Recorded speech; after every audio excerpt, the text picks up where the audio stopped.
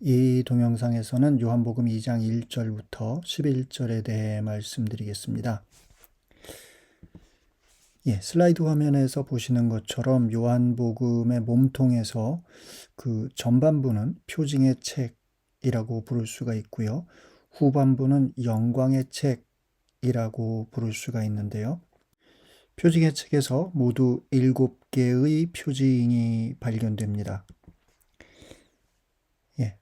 슬라이드 화면을 보시면은 표징, 그리스 말로는 세메이온이라고 하지요.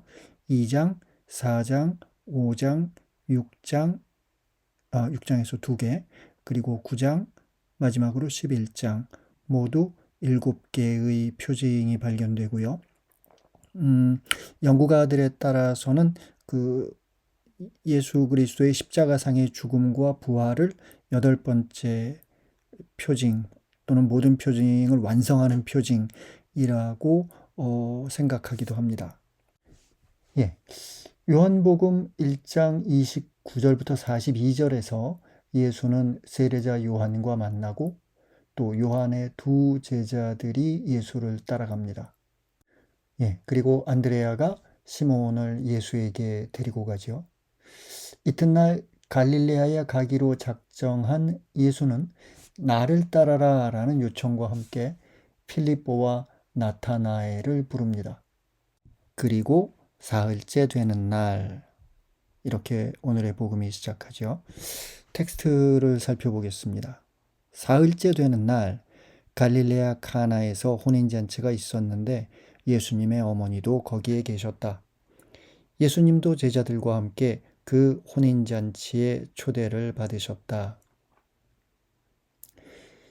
사흘째 되는 날을 어느 날부터 사흘째 되는 날인지에 관해서 이제 토론이 있는데요.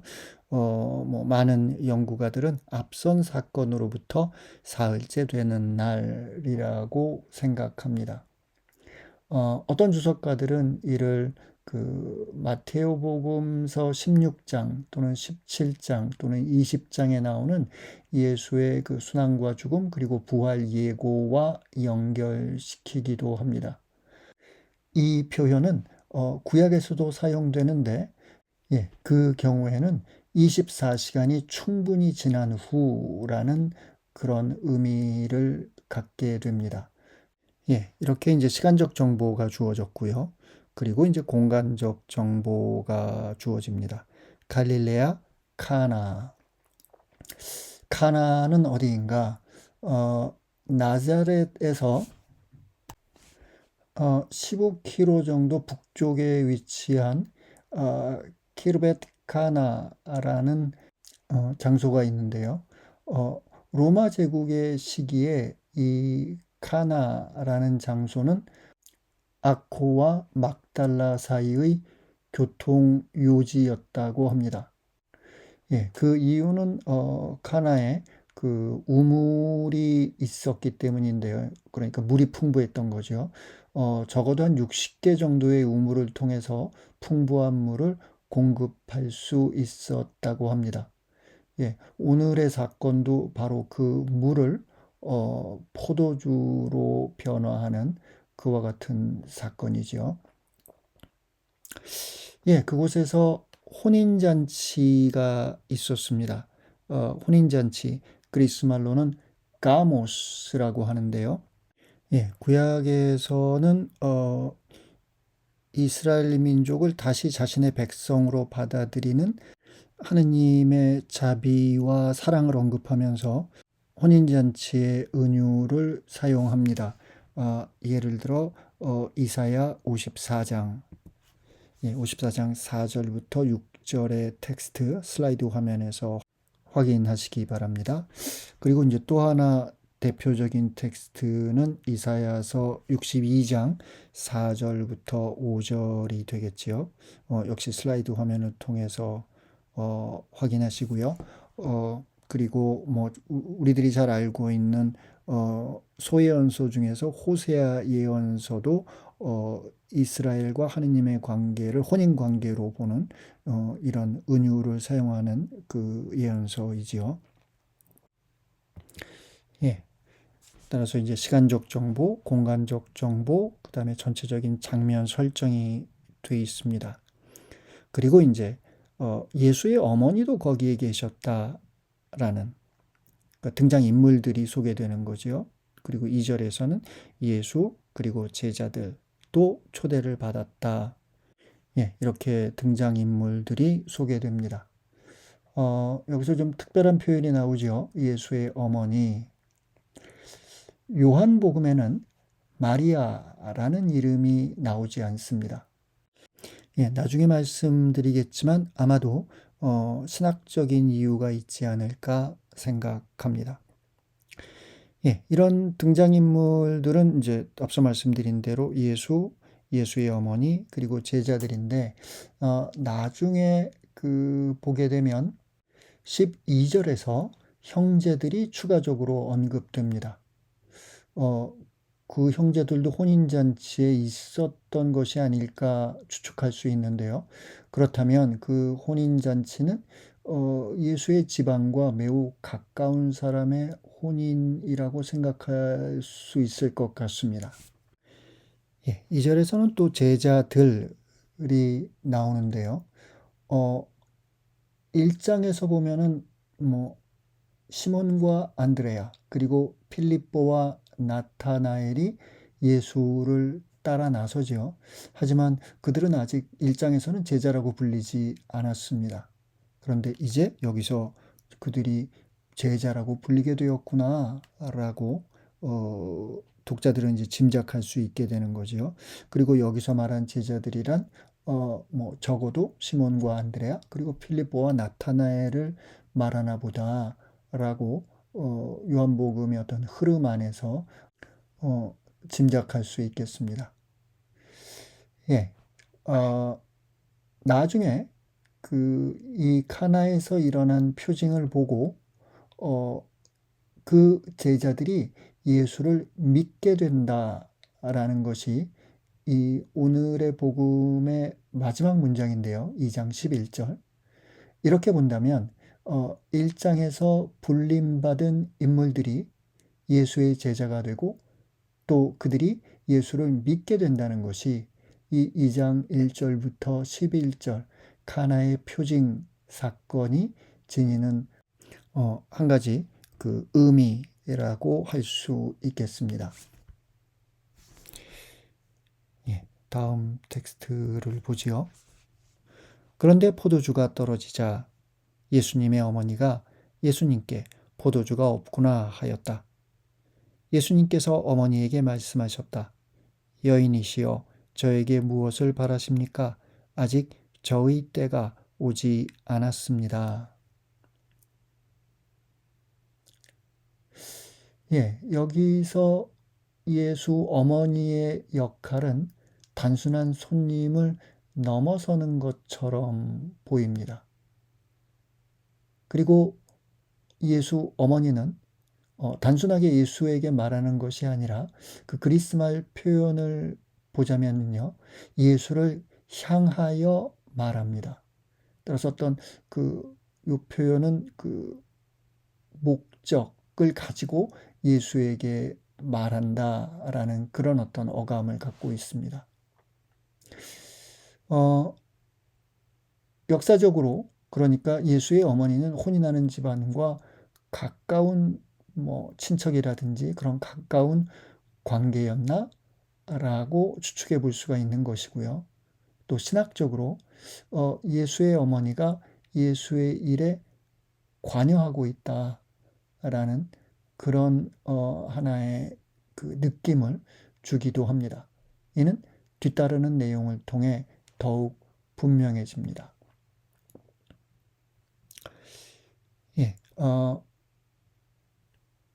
4절에 나오는 예수의 말씀을 직역하자면 다음과 같습니다. 여기서는 여인이시여 저에게 무엇을 바라십니까? 라고 이제 주교의 성경은 번역했는데요. 직역한다면 무엇이 나에게 그리고 당신에게 여인이여. 예, 무엇이 나에게 그리고 당신에게 직역인데요.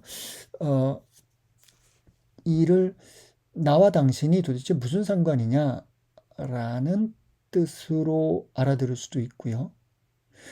내가 당신과 무슨 상관이냐라고 해석할 수도 있습니다. 그래서 이제 두 가지 해석의 방향이 있는 것이죠. 이것을 뭐 예수의 어떤 거절의 의미라고 우리가 알아들을 수 있겠는데요. 비슷한 내용이 요한복음 4장에도 나옵니다. 4장 43절부터 54절은 예수의 둘째 표징을 전합니다. 이 둘째 표징도 역시 카나에서 일어났지요. 카나로 돌아간 예수에게 한 왕실 관리가 가파르나움에 있는 아들의 치유를 청하는데 예수는 이렇게 말합니다. 너희는 표징과 이적을 보지 않으면 믿지 않을 것이다. 일종의 거절이라고 볼 수 있겠죠. 그렇지만 그 왕실 관리가 재차 청하고 예수는 그에게 너의 아들은 살아날 것이다 라고 말씀합니다. 그리고 그 아들이 살아나죠. 7장 1절부터 9절에서도 이제 비슷한 내용이 나오는데요. 예수의 형제들이 예수에게 유다로 갈 것을 권합니다. 하지만 예수는 다음과 같이 말하면서 거절합니다. 너희에게는 아무 때라도 상관없지만 나의 때는 아직 오지 않았다. 세상이 너희를 미워할 수는 없다. 그러나 세상은 나를 미워한다. 내가 세상을 두고 그 일이 악하다고 증언하기 때문이다. 너희나 축제를 지내러 올라가라. 나는 이번 축제에는 올라가지 않겠다. 나의 때가 아직 차지 않았기 때문이다. 네, 이 말씀은 지금 저희가 읽는 2장 4절의 말씀과 비슷하죠. 아직 저의 때가 오지 않았습니다. 라는. 아직 저의 때가 오지 않았습니다. 직역한다면요. 아직 나의 시간이 아니다. 여기서 시간은 우리가 뭐 잘 알고 있는 카이로스나 크로노스 같은 명사가 사용되지 않았고요. 1시간, 2시간 할 때 사용되는 호라라는 단어가 사용되었습니다. 아직 나의 시간이 아니다. 여기서 아니다의 의미는 영어로 이야기하면 not present, 그것이 아직 존재하지 않는다라는 그런 뜻이겠지요. 이 문장을 요한복음 전체의 문맥에서 우리가 알아보아야 하는데요. 이 호라라는 그 단어, 그 시간은 예수의 죽음과 영광의 시간입니다. 세속적으로 보면 예수의 죽음, 신학적으로 본다면 예수의 영광의 시간인 것이지요. 7장 30절, 8장 20절, 12장 23절, 27절, 28절, 그리고 13장 1절, 17장 1절을 참조하시기 바랍니다. 이 죽음과 영광의 시간을 잘 드러내는 것은 12장 27절부터 28절의 내용인데요. 예수가 다음과 같이 기도하지요. 이제 제 마음이 살아납니다. 무슨 말씀을 드려야 합니까? 아버지, 이 때를 벗어나게 해주십시오 하고 말할까요? 그러나 저는 바로 이 때를 위하여 온 것입니다. 아버지, 아버지의 이름을 영광스럽게 하십시오. 그러자 하늘에서 나는 이미 그것을 영광스럽게 하였고 또다시 영광스럽게 하겠다는 소리가 들려왔다.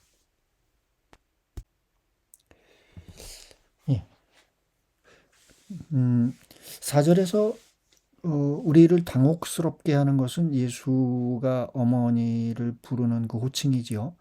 여인이시여 또는 여인이여. 이거는 당시 헬레니즘 문화 안에서도 그 어머니에게 사용하기에는 어, 불손하다고 할 수 있는 그런 표현입니다. 예, 그런데 이제 요한복음 연구가들은 요한복음의 저자가 이 생소한 그 언사를 통해 자신의 고유한 신학을 준비하고 있다고 봅니다. 어, 요한복음에서는 그 외에도 여인이여라는 그런 그 혹격이 사용되는데요. 예, 예를 들어 4장 21절에서 사마리아 여인에게, 그리고 8장 10절에서는 간음한 여인에게, 그리고 20장 15절에서는 부활한 예수가 마리아에게 여인이여라는 이런 그 vocative 혹격을 사용합니다. 예. 그리고 이제 19장 26절을 보게 되면은요. 십자가상에서 예수가 마리아와 제자에게 이야기하는 대목이 나오죠. 거기서 여인이여 이 사람이 어머니의 아들입니다. 라고 말씀하는 대목이 나옵니다. 그리고 이제 어, 사랑하던 제자에게 이분이 너의 어머니이시다 라고 알려주지요. 어, 오늘날의 주석가들은 이 언사에서 요한의 신학적 의도를 읽어냅니다. 그 의도란 예수를 잉태한 어머니를 교회를 잉태한 어머니로 확장 해석하는 것입니다. 이제 예수의 어머니가 그리스도인을 대표하는 사랑하는 제자를 아들로 받아들임으로써, 그리고 그 제자는 예수를 잉태한 어머니를 자신의 어머니로 모심으로써 예수의 어머니 안에 추상적으로 내재했던 교회가 실체를 갖게 되는 것이지요. 이런 맥락에서 예수가 어머니를 여인이라고 부른 이유 역시 짐작됩니다. 그리스어에서 교회는 여성형 명사입니다. 물론 이런 유형론적 해석이 현대 주석학에서 비로소 등장한 것만은 아닙니다.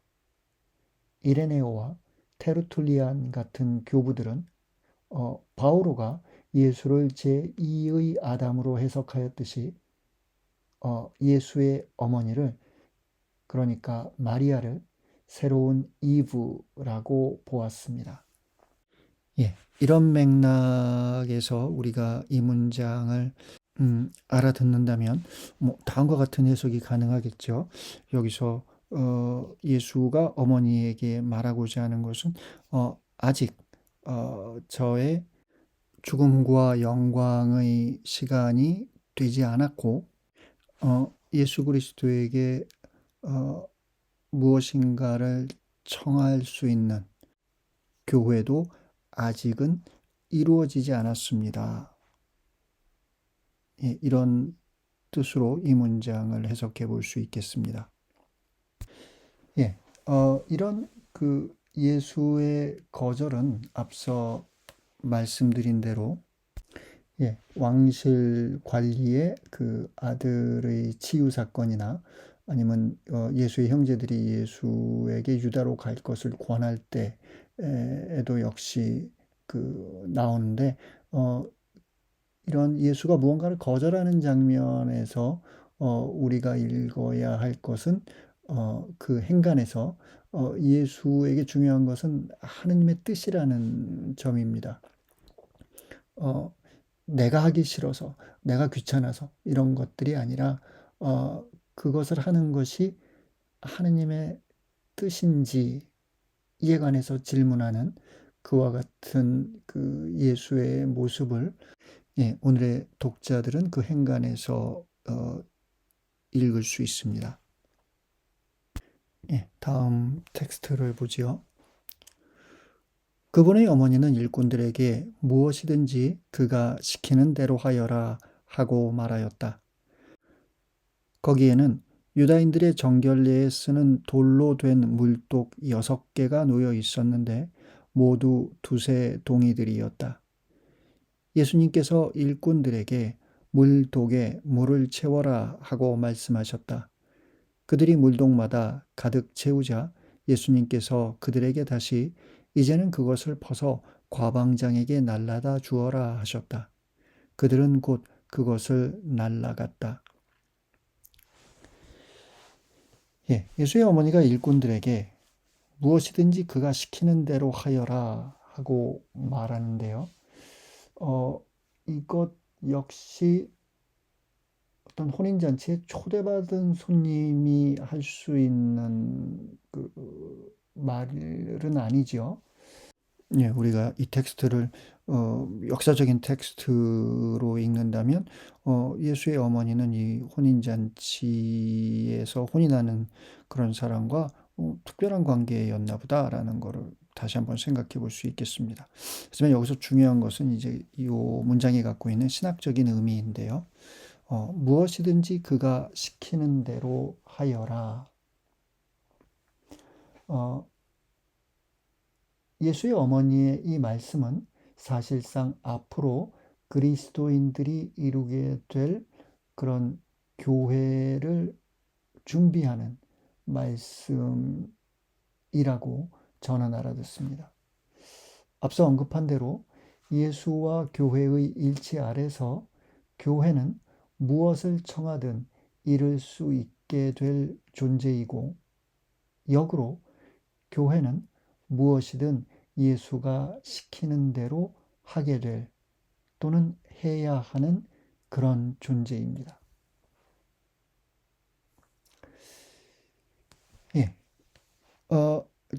유다인들의 정결례에 쓰는 돌로 된 물독 6개가 언급되는데요. 성서 고고학자들은 예수 시대에 유다 지역에서 사용된 것으로 보이는 석회석 등으로 만든 용기를 발견했습니다.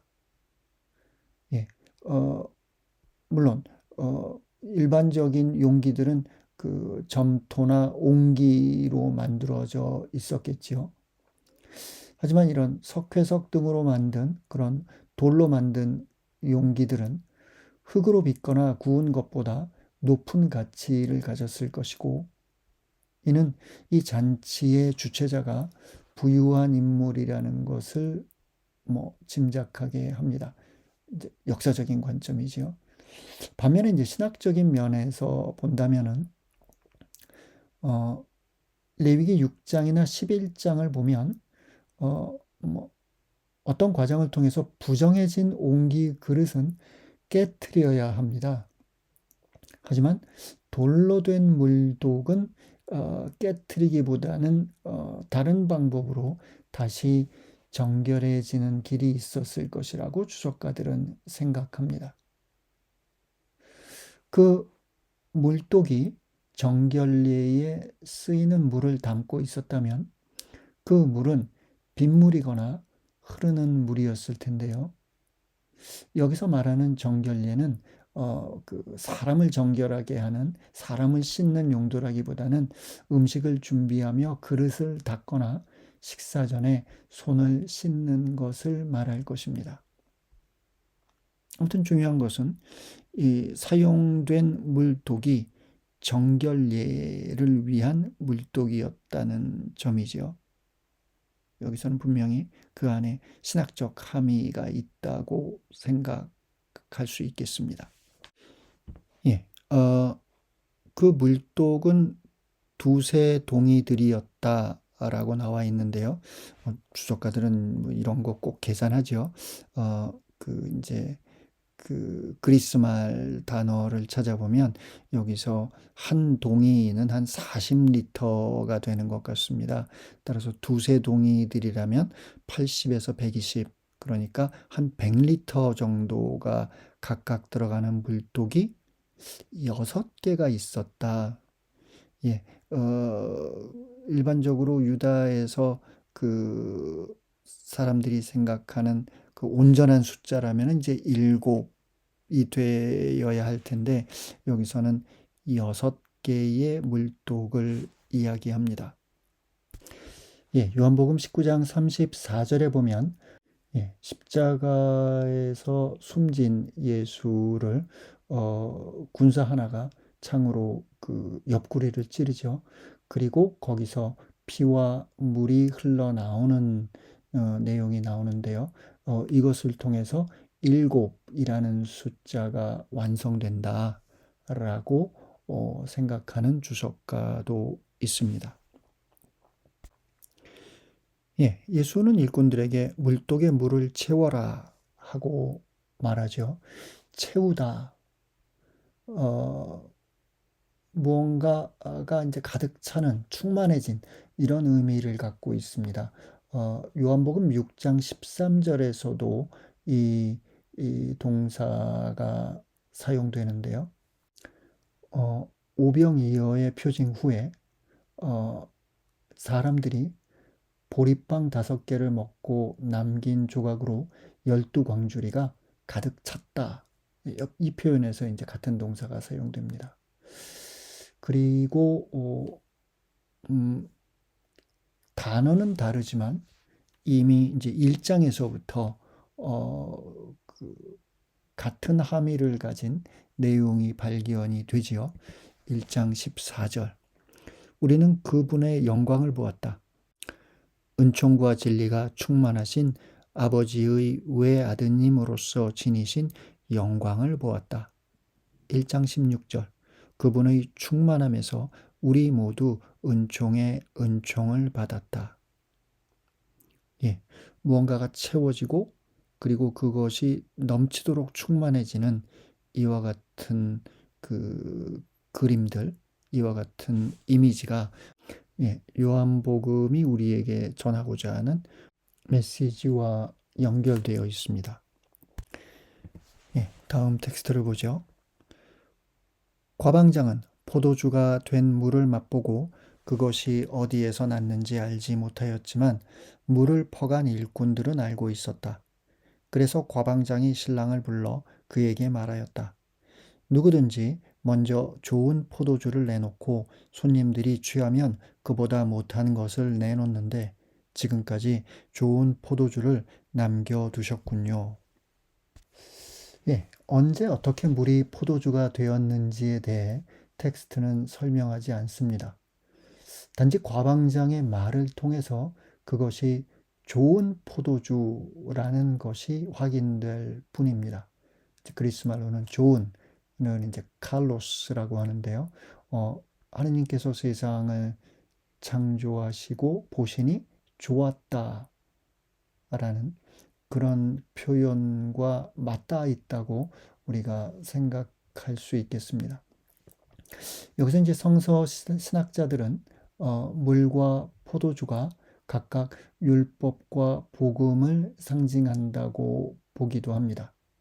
물론 중요한 것은 앞서 말씀드린 대로 포도주가 좋은 포도주라는 것이죠. 이를 통해 옛 것과 새 것이 대비되고 있습니다. 혼인잔치의 주인이 준비한 포도주는 옛 포도주죠. 예수의 표징은 새 포도주입니다. 그런데 새 포도주가 좋은 포도주였다라는 것이죠. 구약을 읽어보면 포도주에 대한 그 태도가 이중적입니다. 1차적으로 포도주는 세속적 즐거움 또는 이제 쾌락을 의미하는데요. 민수기 6장을 보면 나지르 서약에서 그 서약하는 사람은 포도와 관련된 일체의 것을 서약 기간 동안에 멀리해야 합니다. 입에 대서는 안 됩니다. 일체의 세속적 쾌락을 절제해야 한다는 것이지요. 예언서에서도 이런 것들이 확인되는데요. 예를 들어 이사야서 24장 11절. 거리에서 포도주를 찾아 외치는 소리가 들리는데 기쁨은 모두 자취를 감추고 세상의 즐거움도 사라졌다. 이런 내용이 나옵니다. 예, 비슷한 맥락에서 마지막 만찬에서 있었던 예수 말씀을 알아들을 수도 있을 것 같습니다. 마르코 14장 25절. 내가 하느님 나라에서 새 포도주를 마실 그날까지 포도나무 열매로 빚은 것을 결코 다시는 마시지 않겠다. 예. 그러므로 포도주가 떨어진 혼인잔치란 그런 즐거움이 말라버린 그와 같은 잔치를 의미하는데 이는 어쩌면 예수 시대의 유다 사회를 은유하고 있을지도 모르겠습니다. 예, 반면에 포도 또는 포도주는 종말론적 기쁨과 연결되기도 합니다. 아모스 9장 13절. 보라, 그날이 온다. 주님의 말씀이다. 밭 가는 이를 거두는 이가 따르고 포도 밟는 이를 씨 뿌리는 이가 따르리라. 산에서 새 포도주가 흘러내리고 모든 언덕에서 새 포도주가 흘러넘치리라. 나는 내 백성 이스라엘의 운명을 되돌리리니 그들은 허물어진 성읍들을 다시 세워 그곳에 살면서 포도밭을 가꾸어 포도주를 마시고 과수원을 만들어 과일을 먹으리라. 이사야서 25장 6절에서도 비슷한 내용이 나옵니다. 만군의 주님께서는 이 산 위에서 모든 민족들을 위하여 살진 음식과 잘 익은 술로 잔치를, 살지고 기름진 음식과 잘 익고 잘 거른 술로 잔치를 베푸시리라. 이것도 종말론적인 축제를 의미하겠죠.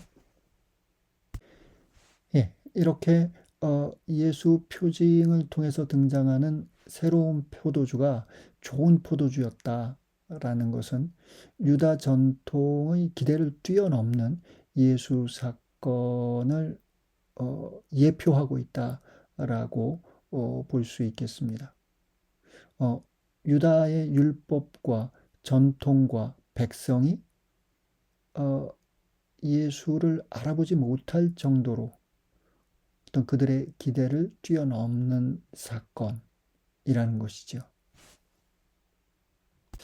예, 물론 어떤 주석가들은 여기서 사용된 포도주라는 이미지를 헬레니즘적으로 우리가 볼 수도 있지 않겠나 라고 생각하기도 합니다.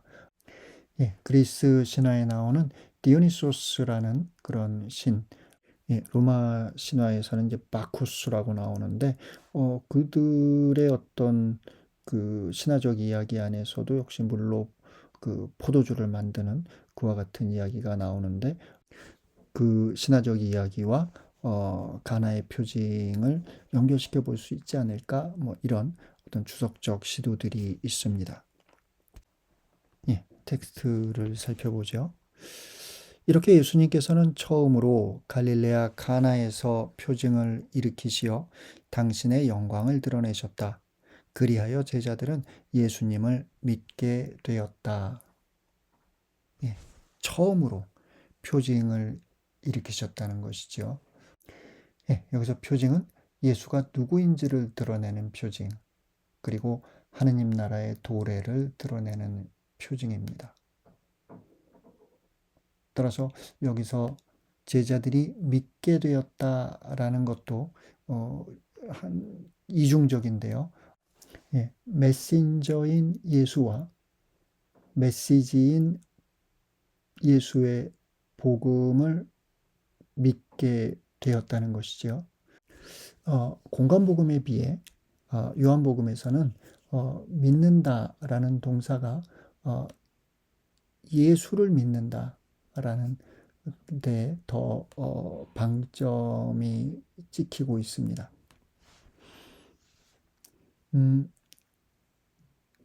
1장과 2장을 연결시켜 본다면요. 1장에서 필립보와 나타나엘을 부르시면서 있었던 예수의 말씀을 요 2장 11절과 연결시켜 볼 수 있겠습니다. 1장 50절 예수님께서 나타나엘에게 이르셨다. 내가 무화과 나무 아래에 있는 것을 보았다고 해서 나를 믿느냐? 앞으로 그보다 더 큰 일을 보게 될 것이다. 예, 여기서 더 큰 일이라는 것은 7개의 표징 그리고 최종적으로는 예수의 죽음과 부활이겠지요. 51절 이어서 그에게 또 말씀하셨다. 내가 진실로 진실로 너희에게 말한다. 너희는 하늘이 열리고 하느님의 천사들이 사람의 아들 위에서 오르내리는 것을 보게 될 것이다. 네, 종말론적인 메시지라고 우리가 알아들을 수 있겠습니다. 예, 물론 그 표징을 체험했다고 해서 모두가 예수를 믿게 되는 것은 아닌 것 같습니다. 오늘 가나의 표징이라는 사건 안에서 그 표징을 가장 가까이에서 체험했던 사람들은 일꾼들이죠. 하지만 그 표징을 체험한 일꾼들이 어떤 변화를 갖게 되었는지에 관해서 텍스트는 침묵합니다. 그리고 요한복음도 바로 이런 점들을 지적합니다. 12장 37절 예수님께서는 그들 앞에서 그토록 많은 표징을 일으키셨지만 그들은 그분을 믿지 않았다. 그들이 하느님에게서 받는 영광보다 사람에게서 받는 영광을 더 사랑하였기 때문이다.